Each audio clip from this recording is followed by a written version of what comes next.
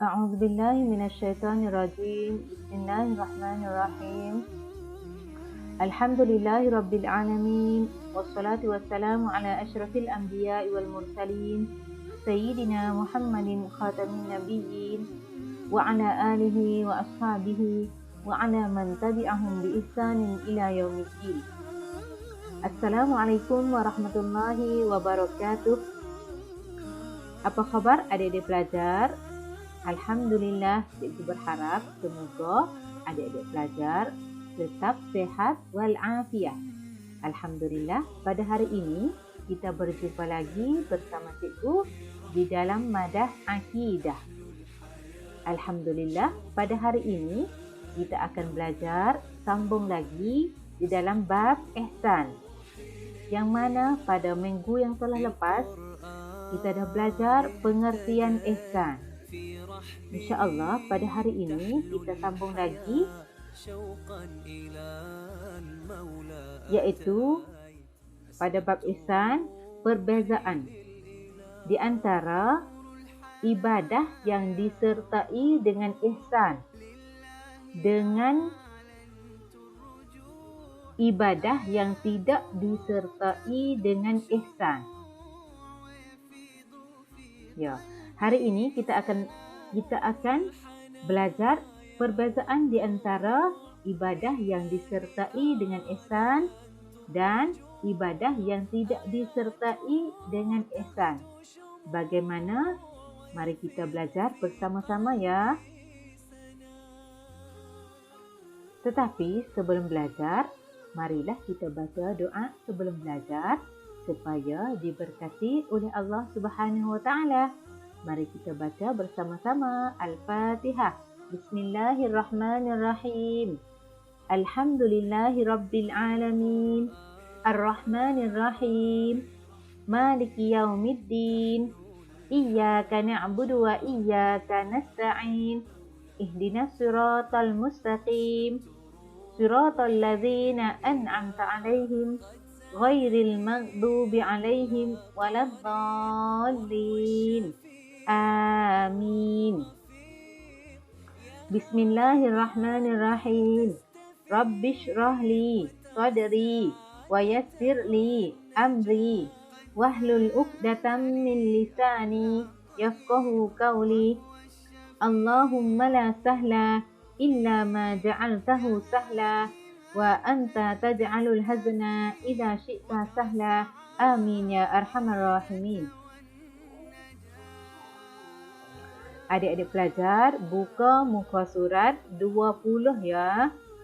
Muka surat 20. Adik-adik pelajar, baca ikut cikgu duluan ya. Ibadah yang disertai dengan ihsan. Ibadah yang disertai dengan ihsan.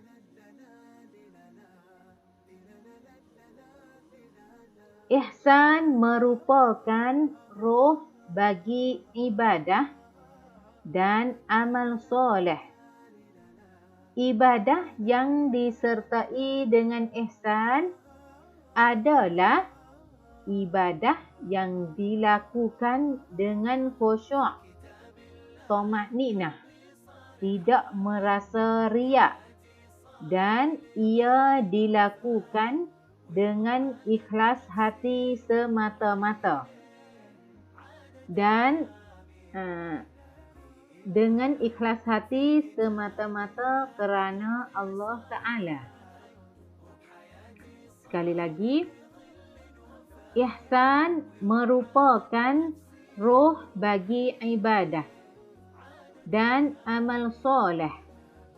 Ibadah yang disertai dengan ihsan adalah ibadah yang dilakukan dengan khusyuk, tumakninah, tidak merasa riak, dan ia dilakukan dengan ikhlas hati semata-mata kerana Allah.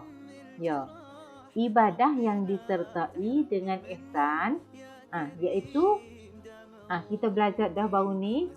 Ihsan iaitu Buat dengan baik, buat dengan ikhlas hati, buat dengan berisucai sungguh. Nah, ihsan ni kalau dibanding, dia seolah-olah roh bagi ibadah. Seperti kita buat ibadat puasa, kita buat ibadat sembahyang, kita buat ibadat sedekah. Maka ihsan dalam tu iaitu keikhlasan kita. Ya. Dia sebagai amal soleh. Nah, ibadah yang dibuat ataupun yang dilakukan dengan ihsan itu, dia buat dengan khusyuk. Dia buat dengan khusyuk, tak ada orang duk suruh dia. Dia buat dengan tenang hati dia sungguh. Tak maknanya tidak merasa riak. Tidak merasa riak iaitu tidak menunjuk kepada orang.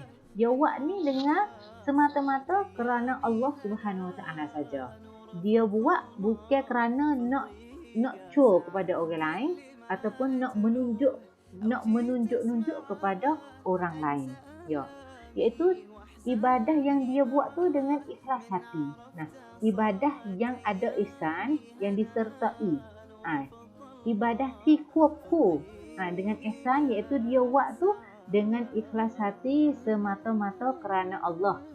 Dia buat dengan ikhlas hati dia semua, tidak buat kerana nak menunjuk kepada orang.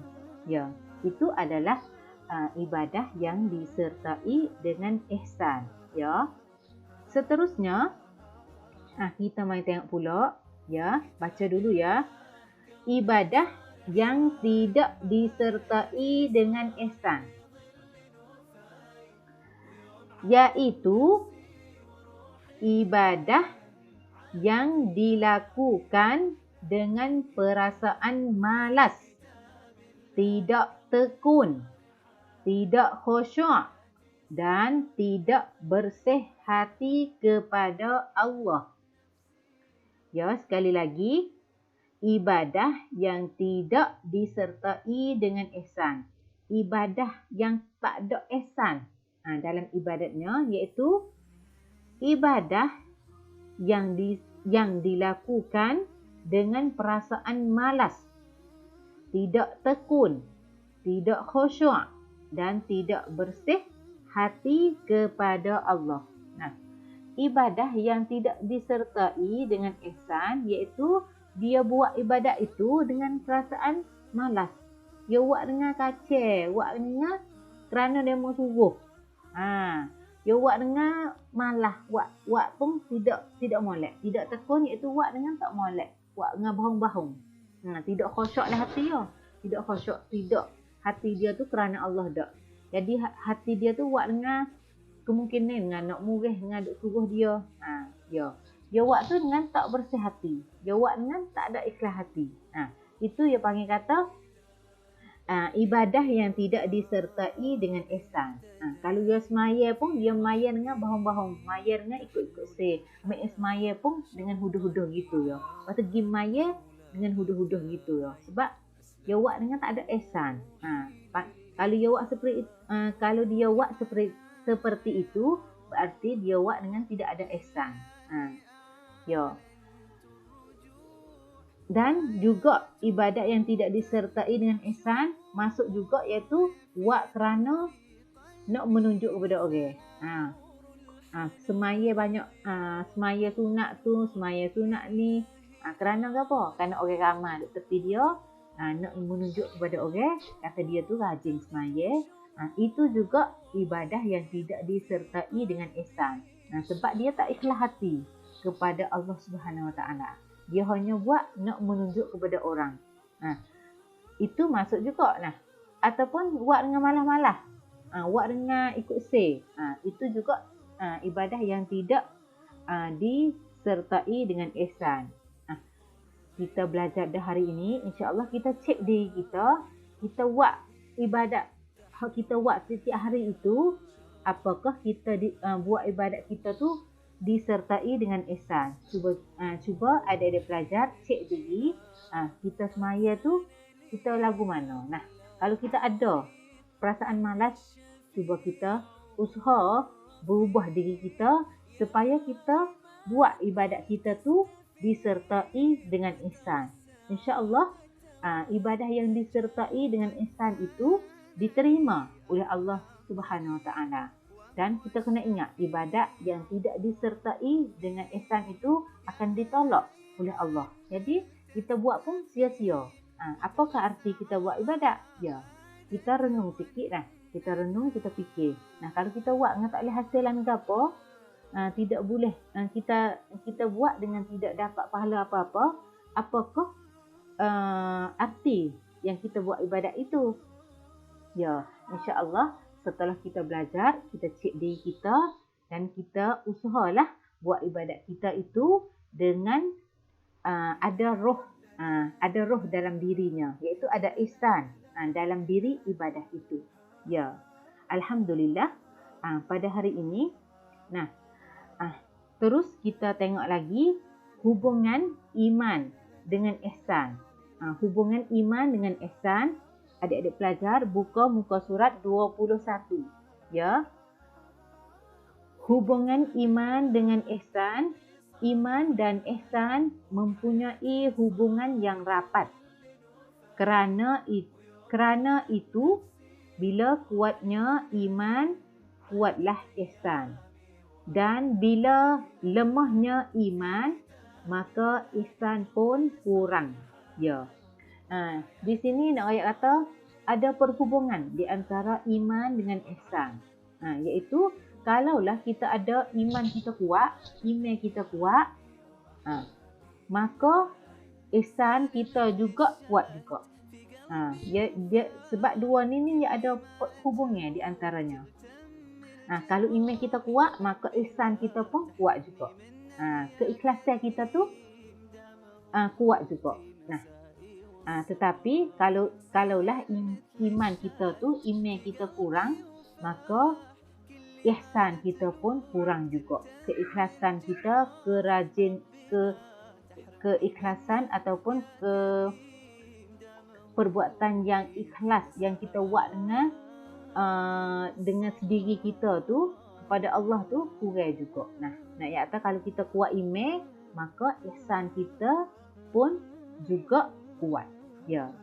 Insya-Allah pada hari ini kita dapat tahu perbezaan di antara ibadah yang disertai dengan iman dengan ihsan dan ibadah yang tidak disertai dengan ihsan. Ya.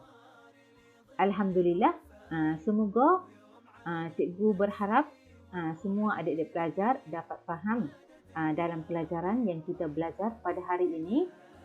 Semoga kita mengamalkan apa yang kita belajar dan insya-Allah kita buat ibadah kepada Allah itu dengan ikhlas hati. Ya, alhamdulillah pada hari ini kerja yang cikgu akan suruh adik-adik pelajar buat iaitu nanti cikgu akan hantar live worksheet kepada adik-adik pelajar. Kemudian adik-adik pelajar buatkan serta hantar kepada cikgu. Ya.